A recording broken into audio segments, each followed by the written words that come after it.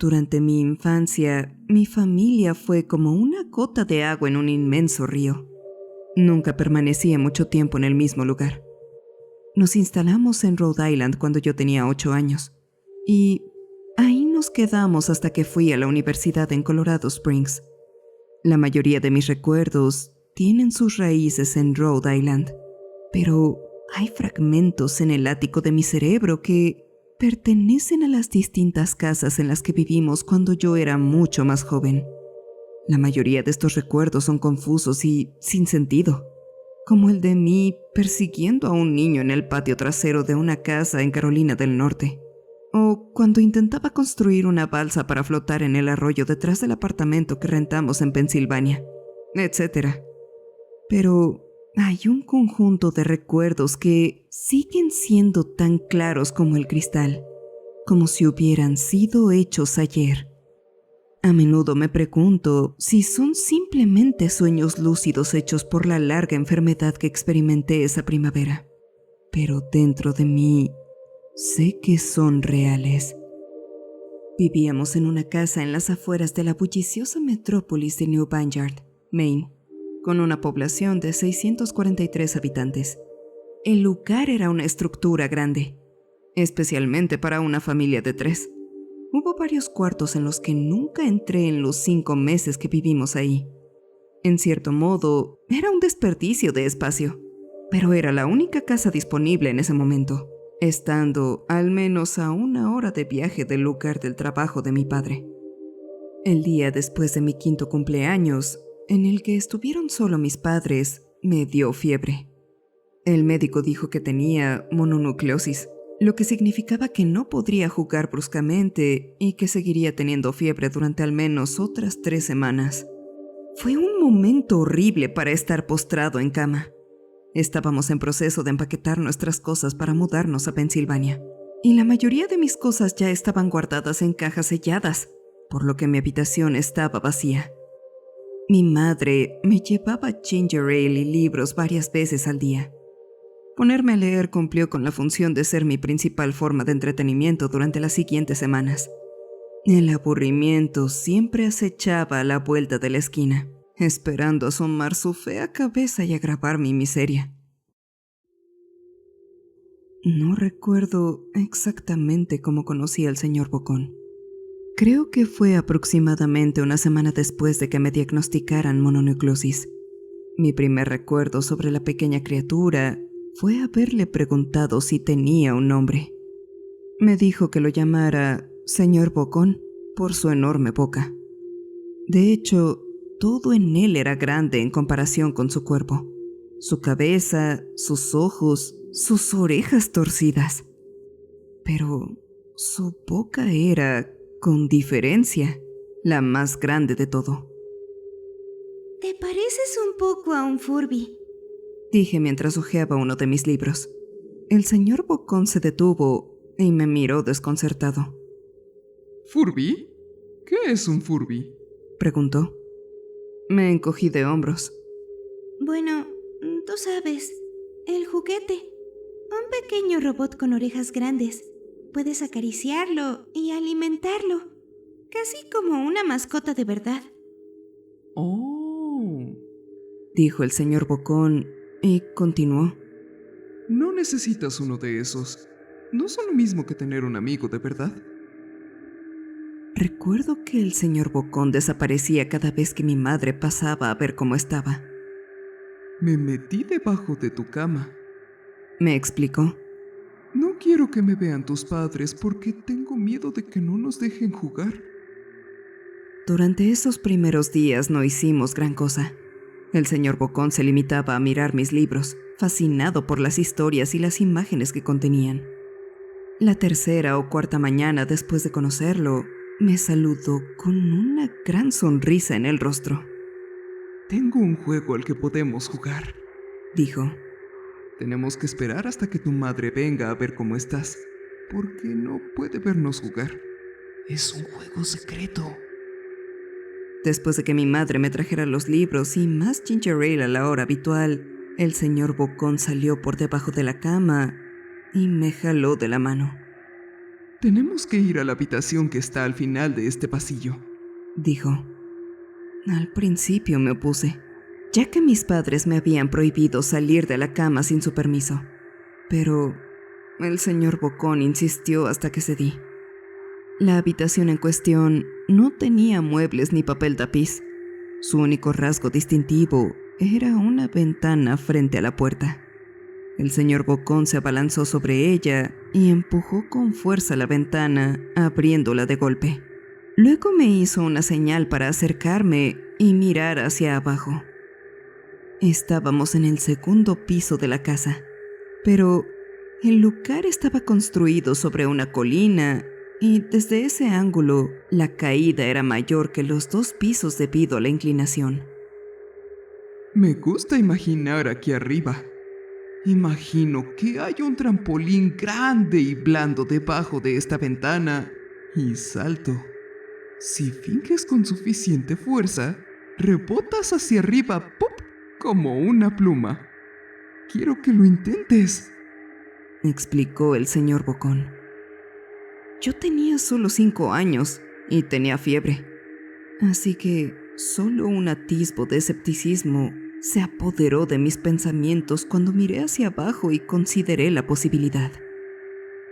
Es una gran caída, dije. Pero todo eso forma parte de la diversión. No sería emocionante si fuera solo una caída corta. Si fuera así, sería como si simplemente estuviera saltando en un trampolín real. Jugué dentro de mi mente con la idea, imaginándome cayendo por el aire y rebotando hacia la ventana sobre algo invisible. Pero el realismo en mí prevaleció. Tal vez en otra ocasión. Dije. No sé si tengo la suficiente imaginación. El rostro del señor Bocón se deformó en una mueca, pero solo por un momento. La ira dio paso a la decepción. Si tú lo dices, dijo. Pasó el resto del día debajo de mi cama, silencioso como un ratón. A la mañana siguiente, el señor Bocón llegó con una pequeña caja en la mano. Quiero enseñarte a hacer malabarismos, dijo. Aquí tienes algunas cosas que puedes usar para practicar antes de que empiece a darte lecciones. Miré dentro de la caja y estaba llena de cuchillos. ¡Mis padres me matarán!, grité, horrorizado de que el señor Bocón hubiera traído cuchillos a mi habitación. Objetos que mis padres nunca me permitirían tocar. Me darán una paliza y me castigarán durante un año. El señor Bocón frunció el ceño. Es divertido hacer malabarismos con esto. Quiero que lo pruebes. Empujé la caja. No puedo. Me meteré en problemas. No es seguro lanzar cuchillos al aire. El ceño fruncido del señor Bocón se profundizó. Tomó la caja de cuchillos y se deslizó debajo de mi cama, permaneciendo ahí durante el resto del día. Empecé a preguntarme con qué frecuencia estaba debajo de mí. Después de eso, empecé a tener problemas para dormir. El señor Bocón me despertaba a menudo por la noche y me decía que había puesto un trampolín de verdad debajo de la ventana.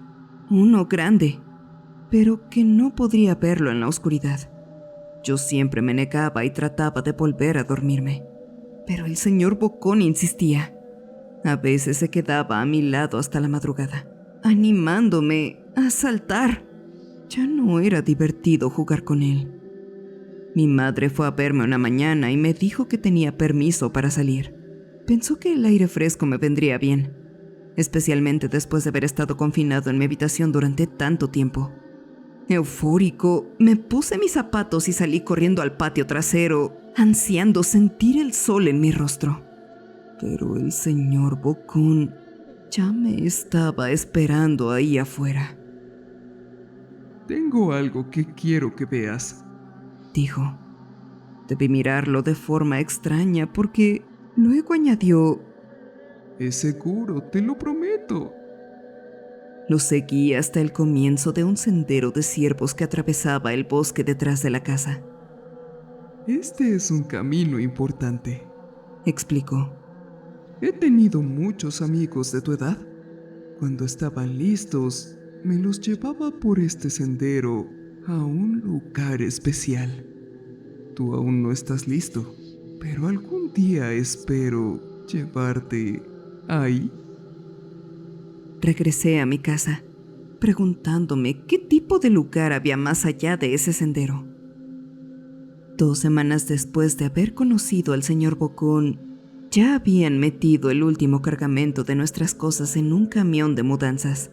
Pronto me sentaría dentro de ese camión, junto a mi padre, para emprender un largo viaje a Pensilvania. Consideré decirle al señor Bocón que me iría, pero incluso a los 5 años, estaba empezando a sospechar que sus intenciones conmigo no eran buenas, a pesar de lo que decía. Por esta razón, decidí mantener en secreto mi partida.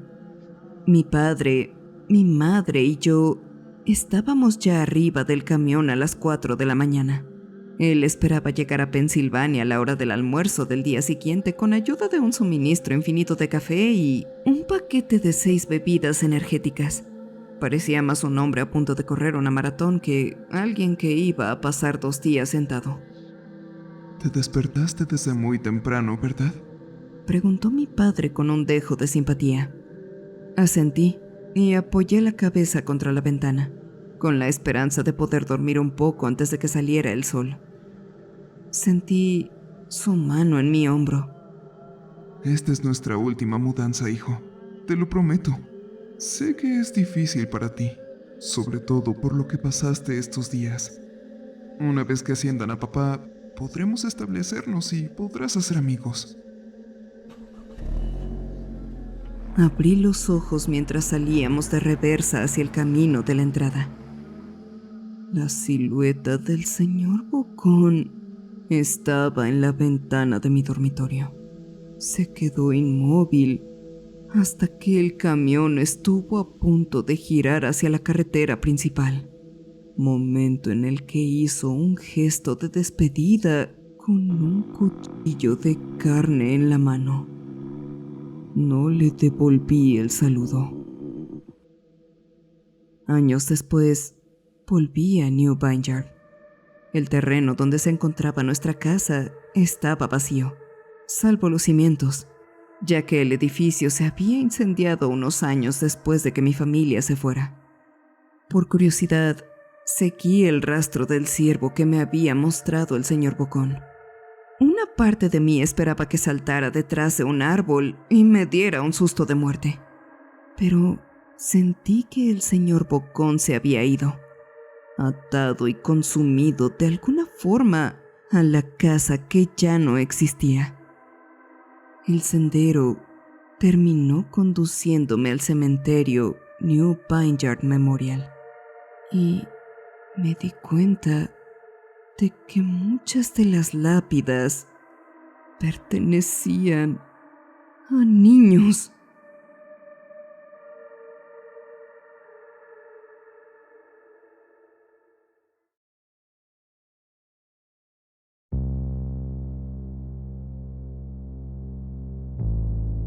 Ok, gente, estoy aquí porque necesito de su ayuda.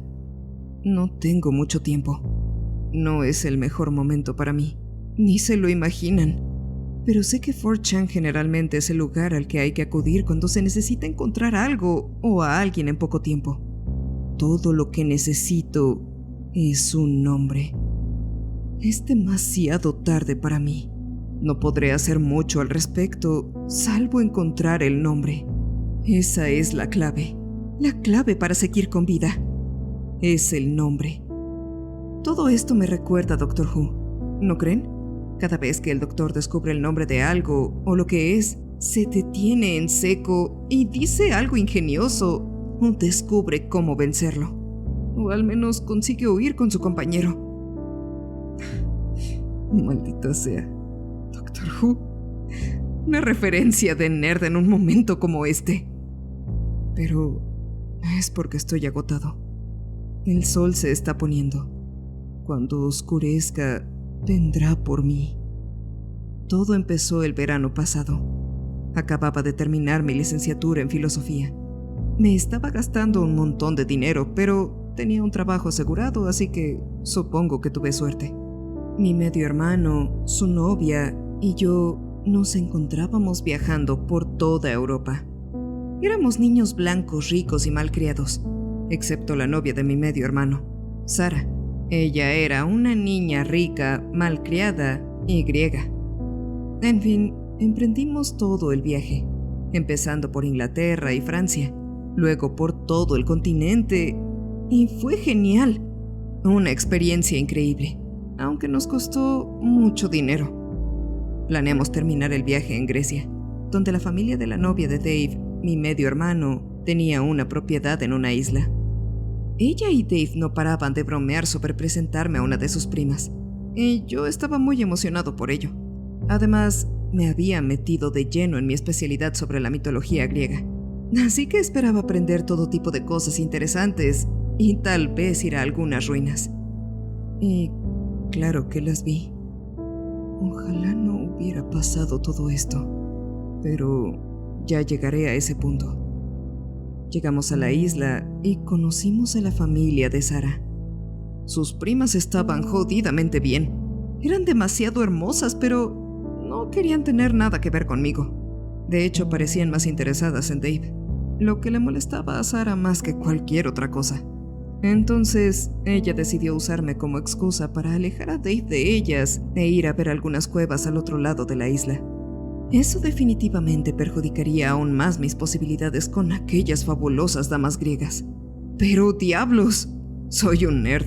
Las cuevas son geniales y quería verlas.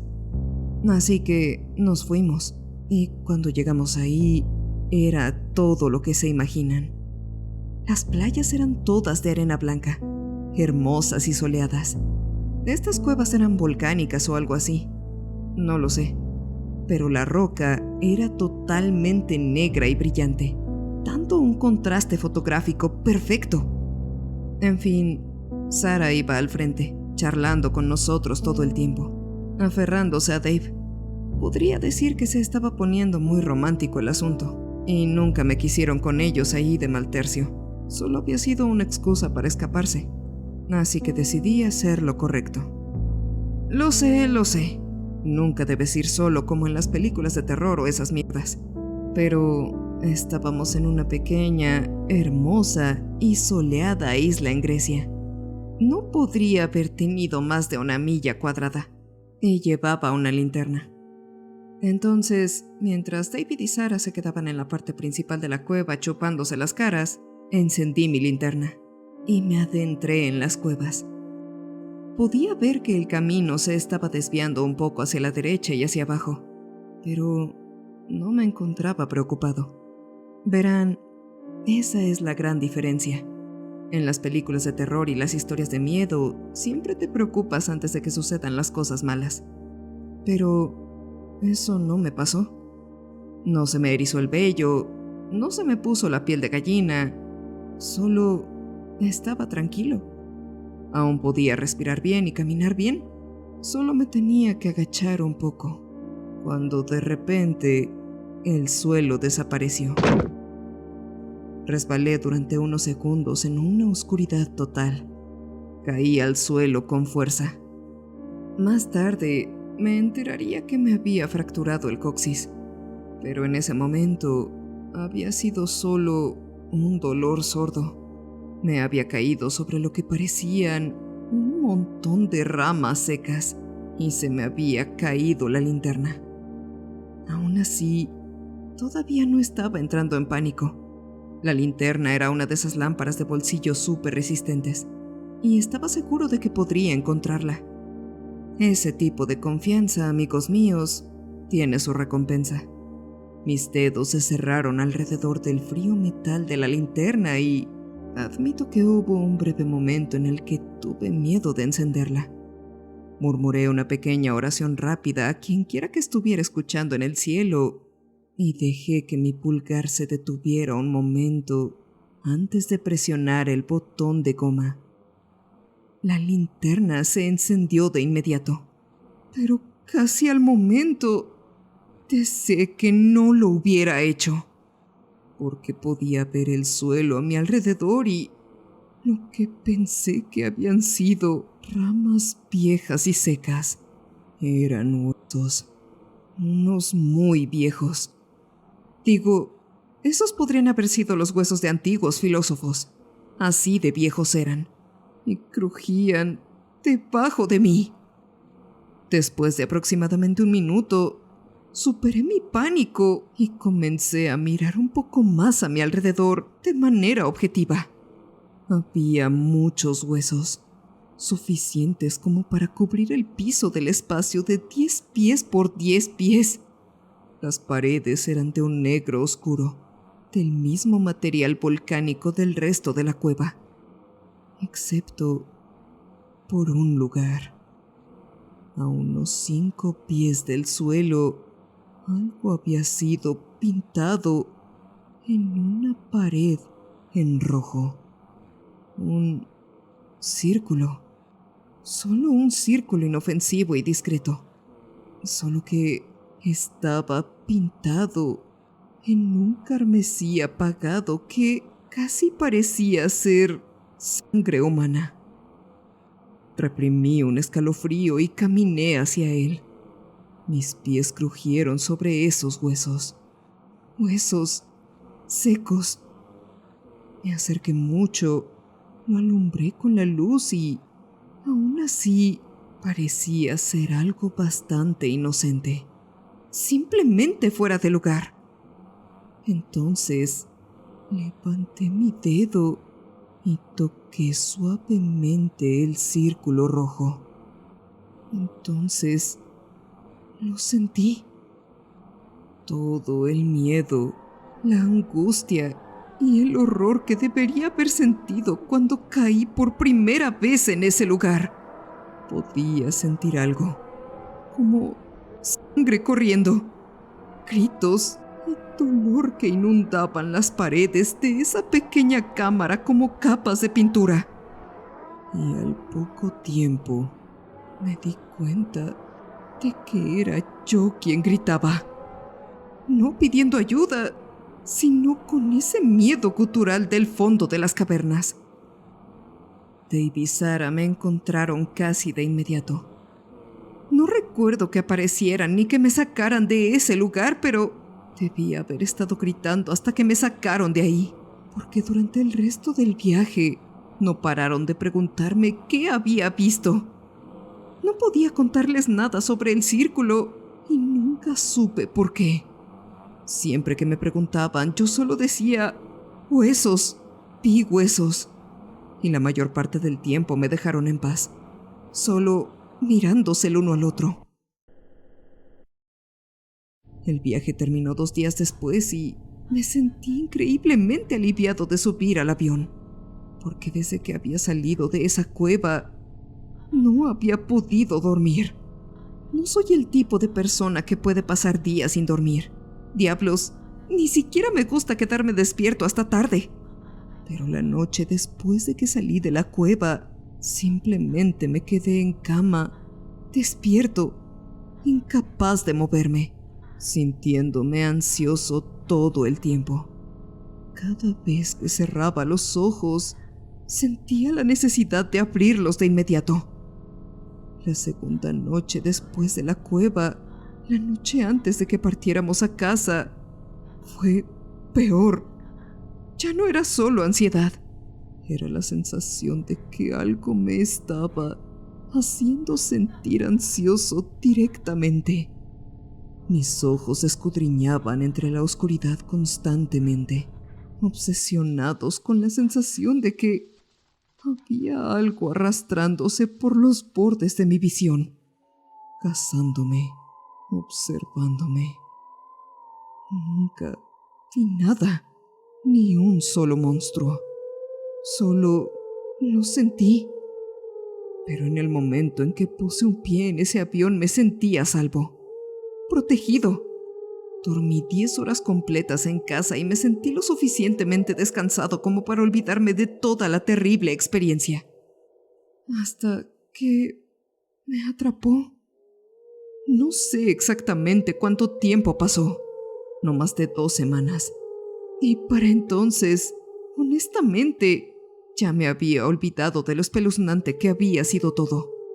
Acababa de empezar a trabajar en un puesto de gestión en una oficina propiedad de un amigo de la universidad. Y me estaba adaptando bastante bien a todo el dinero que iba a ganar. La vida parecía mejorar y yo estaba feliz. Todo iba bien. Todo iba bien. Entonces me atrapó. La primera noche fue lo mismo. Solo ansiedad, preocupación, incapacidad para dormir. Estaba preocupado, pero pensé que estaba reviviendo el trauma o que el trabajo me estaba conflictuando o algo así. Traté de sacarlo de mi mente racionalmente y superarlo. La noche siguiente incluso dormí un poco. Por supuesto, la tercera noche, la ansiedad regresó con venganza. Y me quedé sentado en la cama toda la noche con las luces encendidas, mirando y escuchando algo. Algo que estaba ahí afuera, cazándome. Eso fue hace 2 semanas. Sé que no me creen. Si dejamos de lado todo lo relacionado con los monstruos, nadie puede pasar tanto tiempo sin dormir. Pero yo debí haberlo hecho. Puedo explicar cada minuto que ha pasado de estas 2 últimas semanas. Durante el día me encuentro bien. Me he echado una siesta y probablemente eso es lo que me ha salvado. Pero cada noche la ansiedad se hace cada vez más fuerte y la sensación de que hay algo ahí me abruma. Ahora lo sé. Sé que era un monstruo tangible, existente, pero no puedo saber qué exactamente. Si pudiera averiguar qué es, qué aspecto tiene o qué quiere, podría detenerlo o luchar contra él o correr. ¿A quién engaño? Sé lo que quiere. Me quiere a mí. Y aunque tenga un nombre, no podré luchar contra él. Pero tal vez, si descubro lo que es, antes de que me atrape, escriba su nombre en mis paredes o dibuje un círculo. Ahora es el momento de todos modos. El sol se ha puesto y realmente puedo sentirlo. Esta es la noche. ¿Tiene hambre?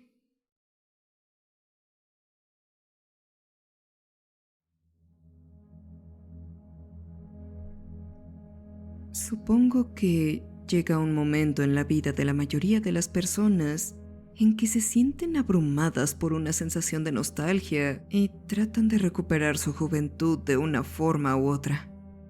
Ese momento llegó para mí cuando estaba en la preparatoria. Supongo que necesito explicarme un poco mejor porque seguramente es una edad completamente joven como para tener estos sentimientos.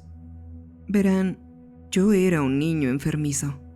Pasé mucho tiempo confinado en una cama de hospital, viendo a otros niños jugar.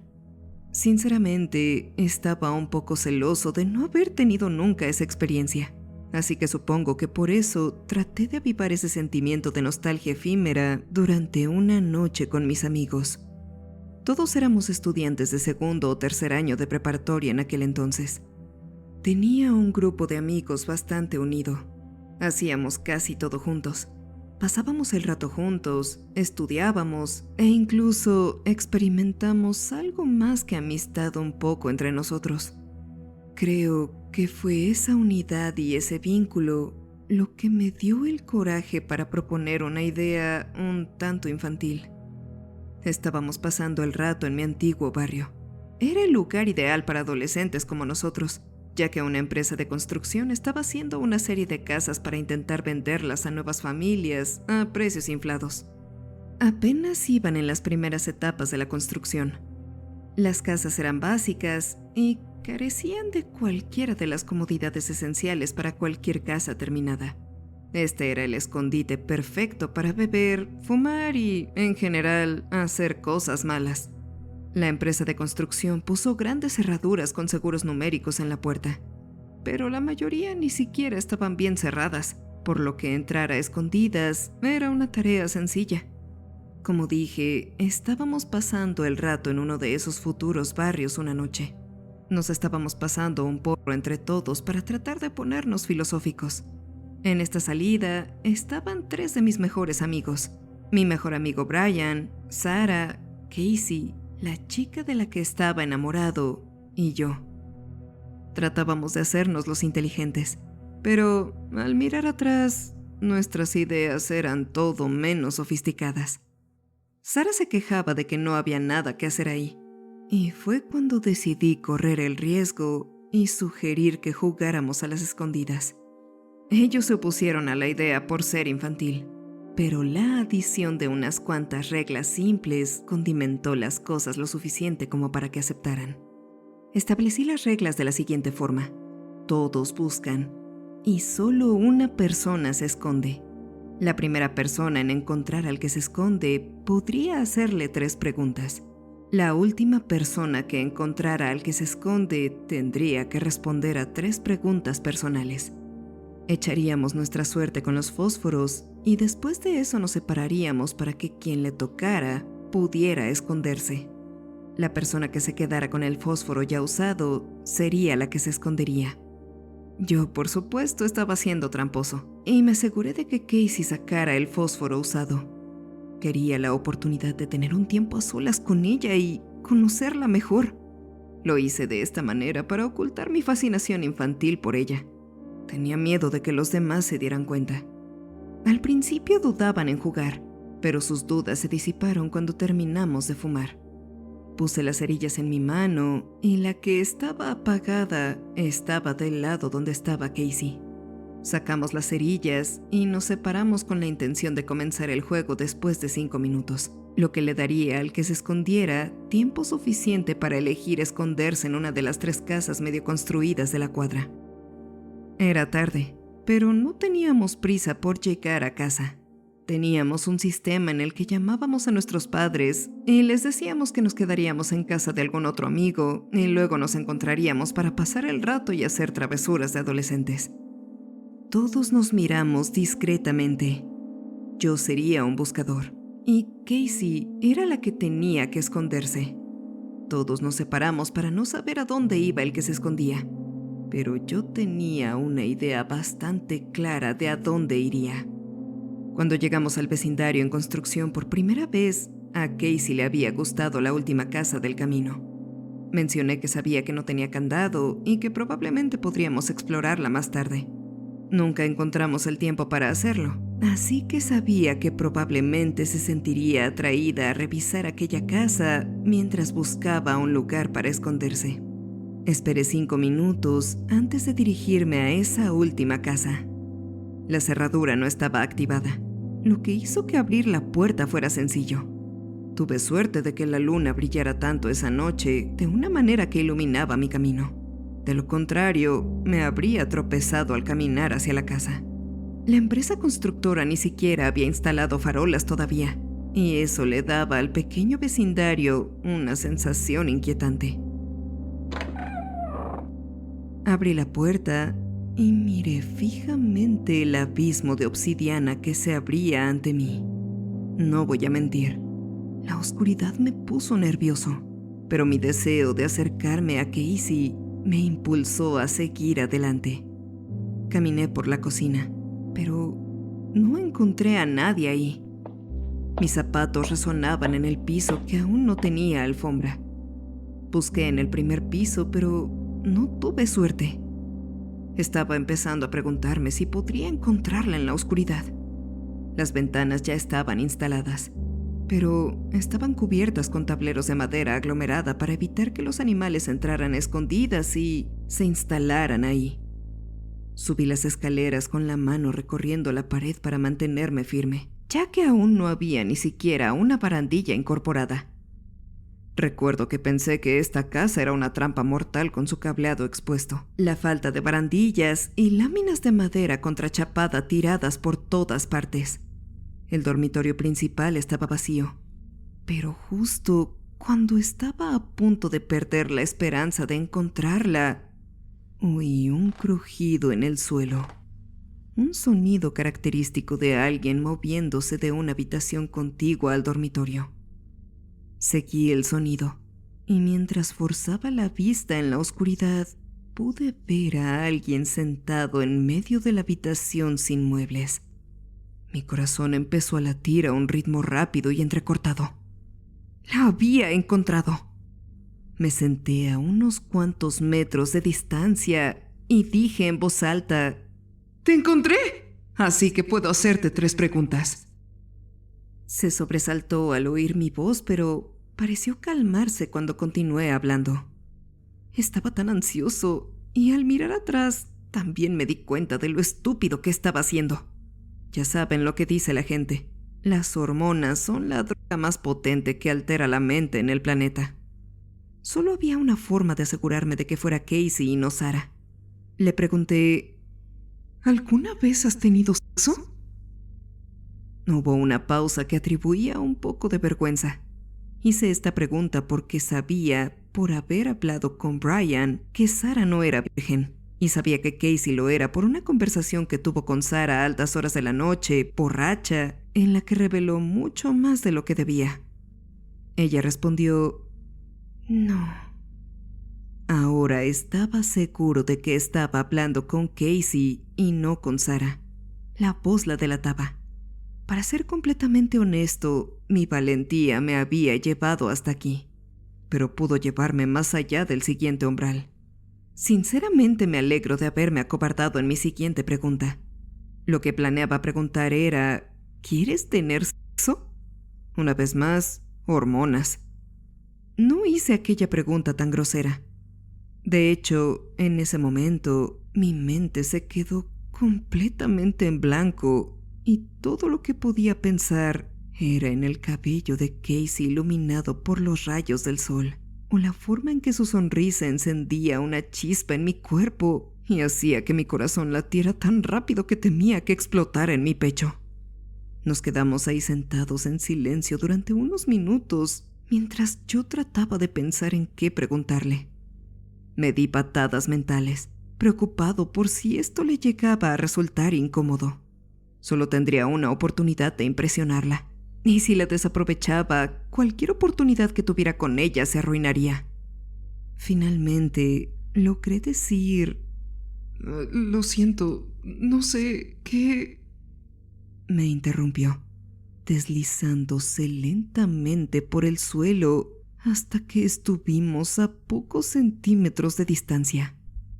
Si pensaba que mi corazón latía rápido cuando la vi por primera vez, ahora era un martillo en mi pecho. Ella quería acercarse a mí. ¿Se sentía atraída por mí? ¿Sentía lo mismo que yo?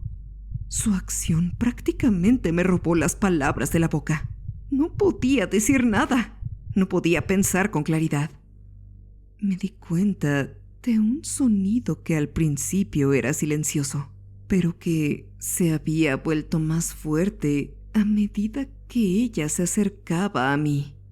Era el sonido de su respiración. Su respiración salía en bocanadas rápidas y superficiales, como si acabara de dar una vuelta por el vecindario corriendo. Casi sonaba algo sexual. Por otra parte, para mi mente en ese entonces, casi cualquier estímulo pudo haber sido percibido como de naturaleza sexual. ¡Malditas hormonas! No estaba seguro de lo que estaba pensando, pero no creo que realmente me importara. Decidí hacer un movimiento. Deslicé mi mano de mi regazo y la moví hacia la de ella. Envolví mis manos alrededor de las suyas y las sostuve. Estaba caliente al tacto, un poco sudorosa, pero estoy seguro de que mis manos no estaban en el mejor estado. Su respiración se aceleró tan pronto como mi mano tocó la suya. Mi corazón prácticamente explotó en mi pecho y se disparó a los cielos en ese momento. En ese instante consideré esto como uno de los gestos más románticos que había experimentado hasta ese momento en mi vida.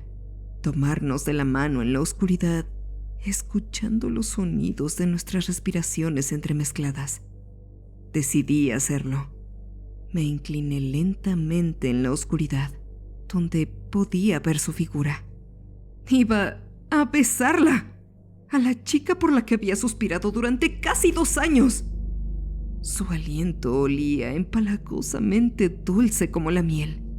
Me pregunté mentalmente a qué olería el mío. Recé en silencio para que no oliera mal. Ella captó mi señal tan sutil y se inclinó hacia adelante para besarme. Nuestros labios estaban a centímetros de distancia y yo estaba a segundos del nirvana cuando Sara entró en la habitación. Mentalmente repetí una serie de maldiciones que habrían hecho sonrojar a cualquier persona. Ella dijo: ¿Qué están haciendo? Encontré a Brian hace como 15 minutos. Un conjunto de alarmas sonó en mi cabeza, pero en ese momento no podía entender por qué.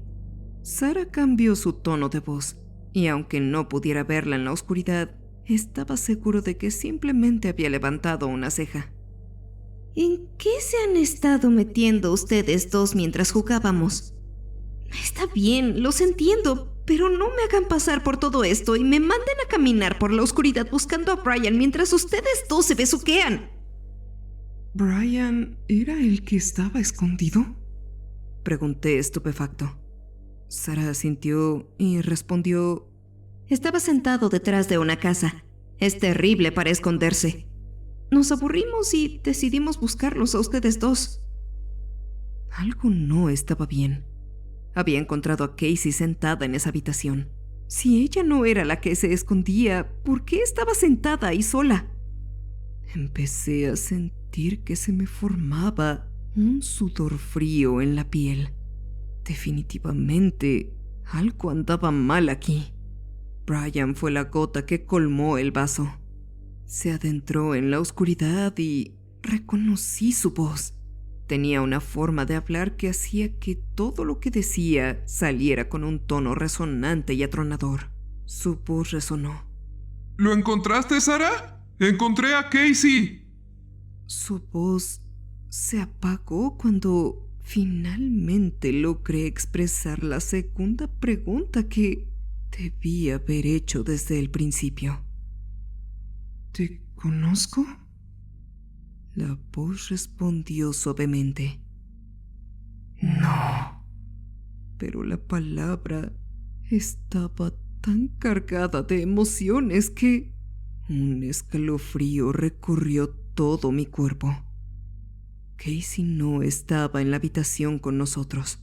Estaba fuera de la casa. ¿De quién era la mano que estaba sujetando? Con mi mano libre, la metí en mi bolsillo y saqué la cerilla que usamos para jugar. Sentí como si mis pulmones estuvieran en un horno. No podía respirar. Arrastré la cerilla por el suelo y se encendió. La pequeña llama fue suficiente como para iluminar la figura que estaba a mi lado. Sara gritó y Brian prácticamente se lanzó fuera de la habitación del susto. Saqué mi mano de un tirón y apagué accidentalmente la cerilla después de nuestra breve y aterrorizada mirada a aquella cosa. En conversaciones posteriores que tuve con Brian y Sara, me pareció que todos vimos algo diferente en ese momento. Sara juró que había visto a una mujer deforme que le recordaba a los niños tratados con talidomida, con miembros de su cuerpo torcidos y doblados y dedos fusionados. Brian vio a una mujer anciana y decrépita con pechos colgantes y piel moteada y grisácea. Lo que yo vi me dio pesadillas durante semanas después. Vi algo que parecía una mujer. Tenía la mandíbula torcida y abierta como si se la hubieran dislocado. Estaba tan abierta que parecía que podía meter mi cabeza entera en sus fauces cavernosas. No estoy seguro de si fue así como estaba su boca para nuestro beso. Sus dedos tenían articulaciones adicionales y parecían anormalmente largos y huesudos. Estaba demacrada, pálida y su pelo sarnoso colgaba alrededor de su cabeza como un nido de pájaros hecho de ramas muertas. Todos huimos de la casa. En mi intento de escapar, choqué contra el marco de la puerta y me hice un hematoma tan terrible que tuve que pasar el día siguiente poniéndome hielo y preguntándome si me había roto la clavícula. Salimos volando de esa casa como almas en pena del infierno. Casey no creyó nuestra historia, pero, para ser sincero, no me importaba si nos creía o no. Sé lo que vi, y eso me horrorizó. Han pasado años desde ese día. Me gradué, me junté con una chica agradable. Casey y yo nos distanciamos en los últimos años de la escuela y me mudé a una casa bonita. La historia quedó en un segundo plano en mi mente y se fue diluyendo con el flujo de la vida cotidiana. Sin embargo, estos recuerdos volvieron a surgir en mi mente como un maremoto furioso por la cosa más simple que pudiera haber pasado. Un corte de energía. Se había ido la luz. Suspiré por la incomodidad que me había causado todo aquello y bajé al sótano para buscar y comprobar el cuadro de luces. Esto era algo bastante habitual debido al cableado defectuoso de mi casa, así que podía encontrarlo y accionarlo con los ojos cerrados. Ya ni siquiera necesitaba una linterna. El movimiento estaba tan arraigado en mi memoria muscular que lo hacía de forma automática. Fue ahí, mientras jugueteaba con el circuito, cuando me di cuenta del sonido. Era casi inaudible, pero se hacía cada vez más fuerte a medida que me detenía a escucharlo. Al principio no pude identificarlo, pero cuando finalmente lo ubiqué, los recuerdos volvieron a inundarme. Sentado en la oscuridad, con mis manos entrelazadas con la mano de esa cosa y mi boca a centímetros de la suya, preparándome para besar su piel pálida. Era el sonido de una respiración distinta a la mía. Sonaba superficial y forzada como la de alguien débil. Me habría puesto a reír si no hubiera estado tan asustado. Aquello sonaba casi secual. La voz habló y mi estómago casi tocó fondo por lo que pasó después de esto. Tienes una pregunta más que hacerme. En mi sótano me di cuenta de que ya no era el chico tímido que fui en la oscuridad de aquella casa a medio construir hacía tantos años. Había encontrado mi voz y no necesitaba pensar en las palabras que iba a decir. Hice mi última pregunta, sabiendo ya la respuesta. ¿Voy a salir del sótano?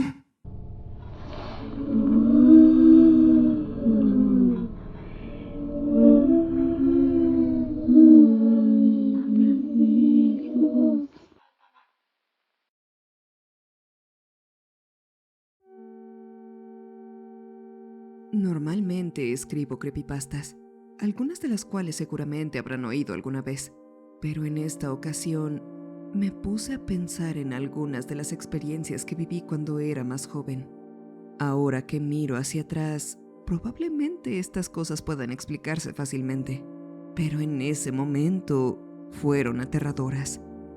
No hay nada como el terror que siente un niño cuando está totalmente convencido de que algo horrible está a punto de suceder, por lo que decidí compartir con ustedes algunas de esas experiencias y tal vez leer algunas de las suyas.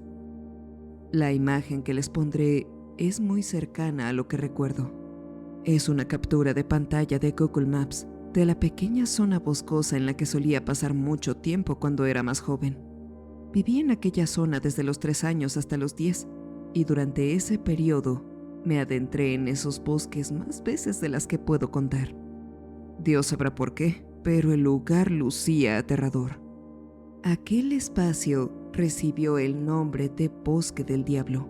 No estoy seguro de cuál era su nombre oficial, pero los adolescentes del lugar lo llamaban así para asustarnos a los más jóvenes. Y funcionaba, porque en ese lugar sucedieron muchas cosas extrañas. Como en todos los lugares de este tipo, había rumores y leyendas y demás cosas que circulaban por ahí.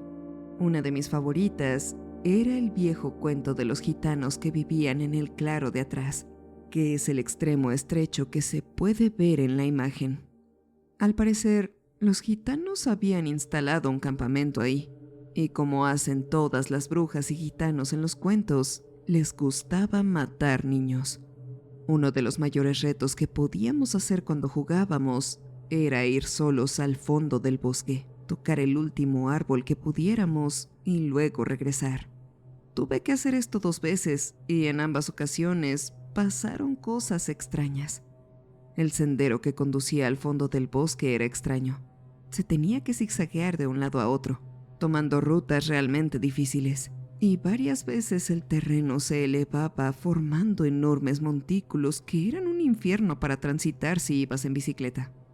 Naturalmente se volvía cada vez más oscuro a medida que avanzabas, y a veces el sendero te llevaba muy cerca del fin del bosque, permaneciendo siempre oscuro.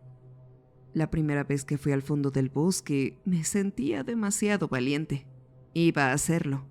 Y me lo iba a tomar con calma para demostrarle a los otros niños mayores que no tenía miedo. Ahora bien, sonará a cliché, pero siempre digo que los clichés se convierten en clichés porque son ciertos. Cuanto más te adentrabas en ese bosque, más fuerte era la sensación de terror que sentías.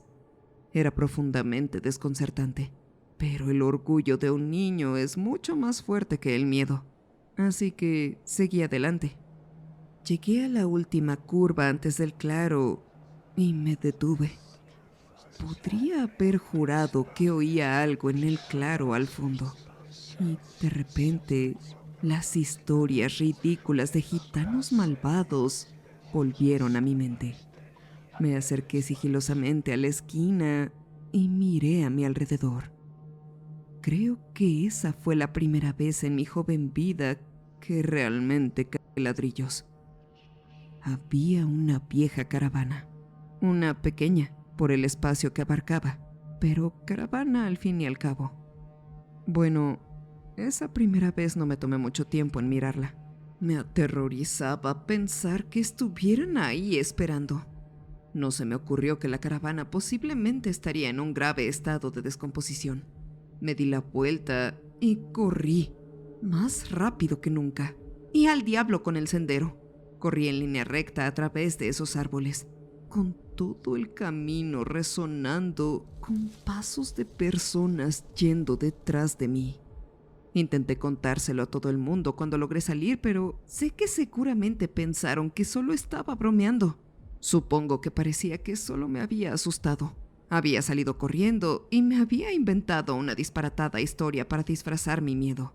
Sin embargo, seguí hablando de ello y finalmente mi amigo Connor se cansó de mis divagaciones. Me dijo que si estaba tan seguro, entraríamos juntos y podría mostrárselo. Solo como nota para ustedes, Connor estaba completamente loco. No estoy bromeando. No le tenía miedo a nada. Y básicamente, si había un problema en el vecindario, podrías apostar tu único $1 a que tendría que ver con él. Por lo general, terminaba estando de su lado con la excusa que él me daba diciendo: sé cosas de ti, muchacho. En fin, así fue como Connor y yo nos pusimos en marcha justo después de comer. Creo que nos habíamos reencontrado después de unas 8 horas. Él, como siempre, era audaz y valiente, pavoneándose por el bosque como si fuera su dueño. Yo era mucho más tímido, todavía aterrorizado por la posibilidad de que los gitanos nos acecharan detrás de los árboles.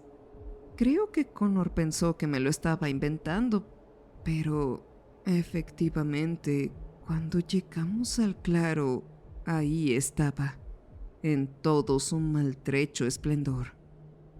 ¡Mira! Recuerdo haberle gritado triunfante. antes de darme cuenta de que tal vez mi grito estaría llamando la atención hacia nosotros. Antes de que tuviera la oportunidad de convencer a Connor de que corriera por su vida, él ya estaba caminando hacia allá y poniéndose la palma de la mano sobre la cara. Eres un idiota, Me dijo. ya nadie vive aquí. Antes de que pudiera detenerlo, abrió la vieja y tambaleante puerta y entró. Como podrán imaginar, el interior de la pequeña caravana no era tan interesante.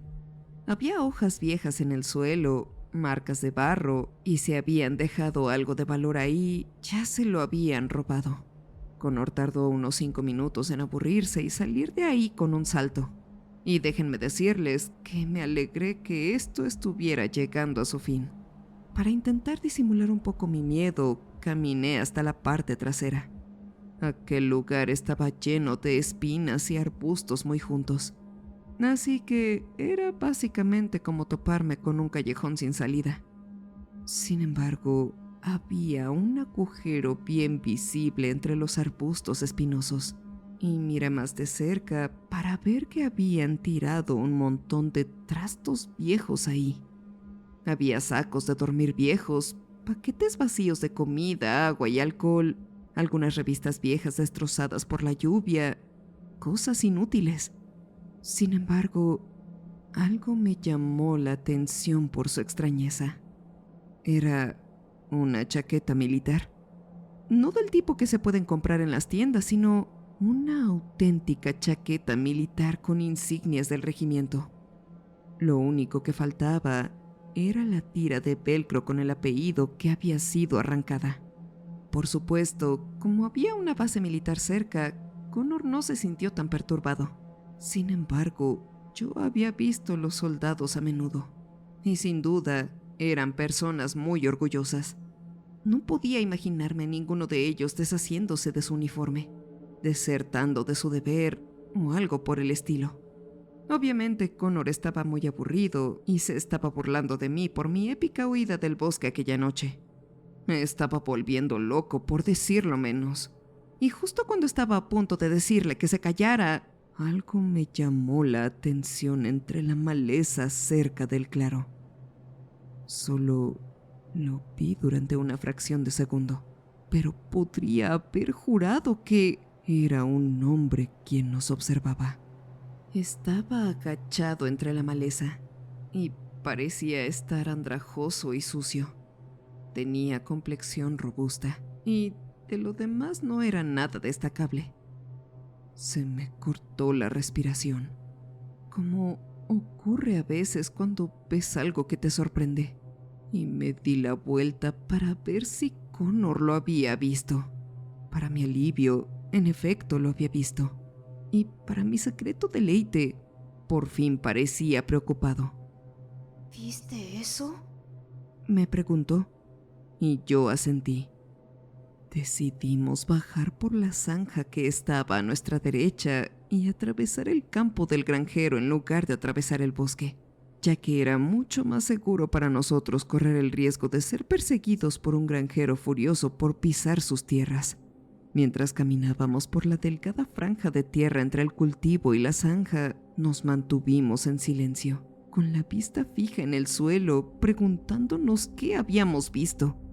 Al mismo tiempo, empezamos a notar los paquetes vacíos, bolsas viejas de papitas, envoltorios de barritas de chocolate, el tipo de cosas que les dan a los militares cuando van a misiones de entrenamiento.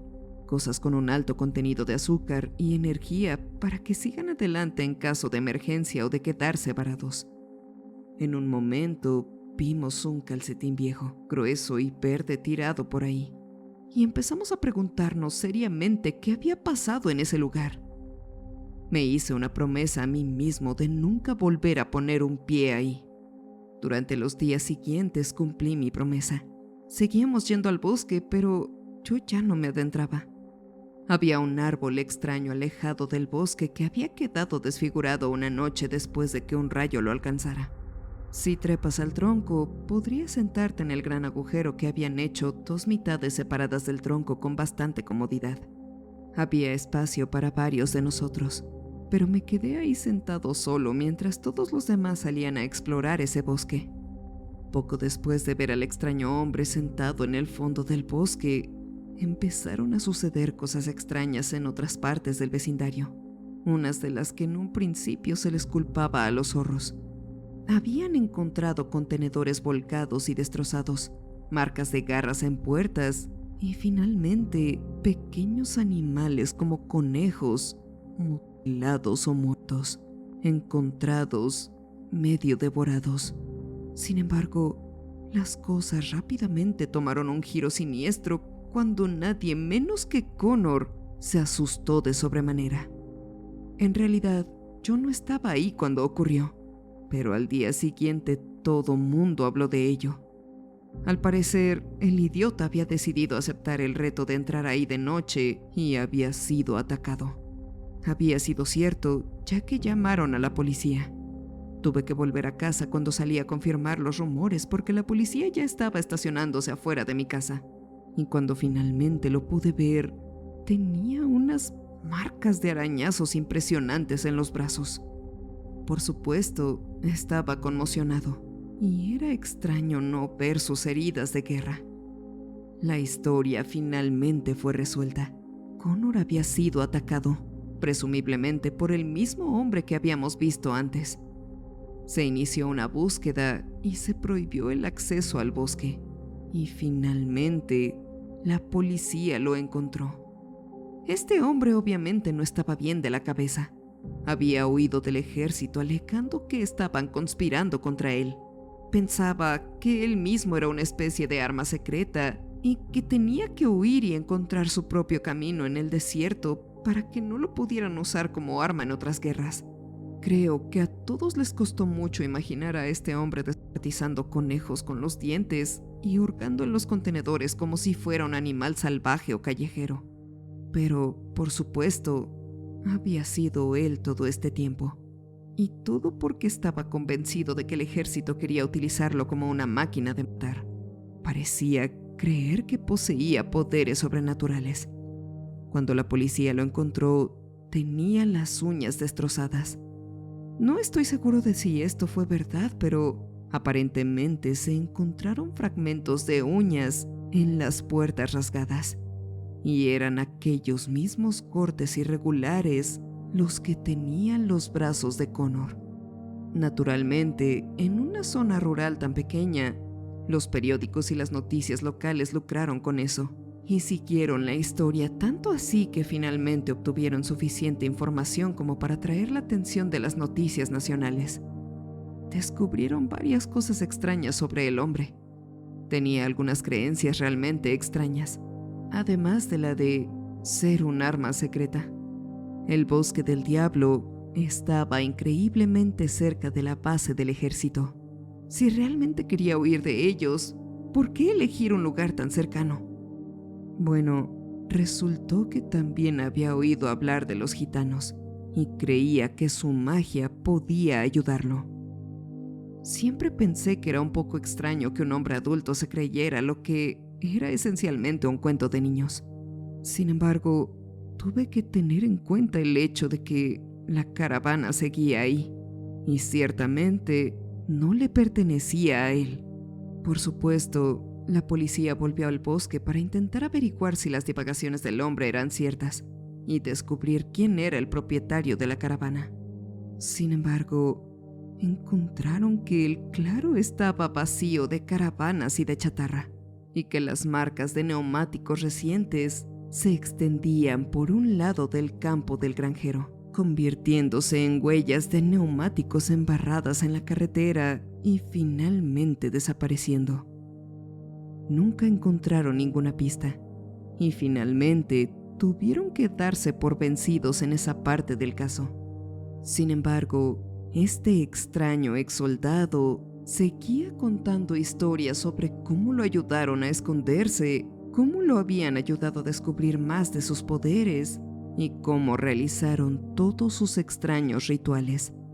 La parte más interesante de todo esto fue que para uno de esos rituales de descubrimiento de poderes necesitaban un niño pequeño. Connor nunca se enteró de todo esto. Sus padres lo protegieron de la mayor parte de la información y se mudaron poco después. Como dije al principio, esta es solo una vieja historia de mi infancia, que siempre me pareció bastante interesante.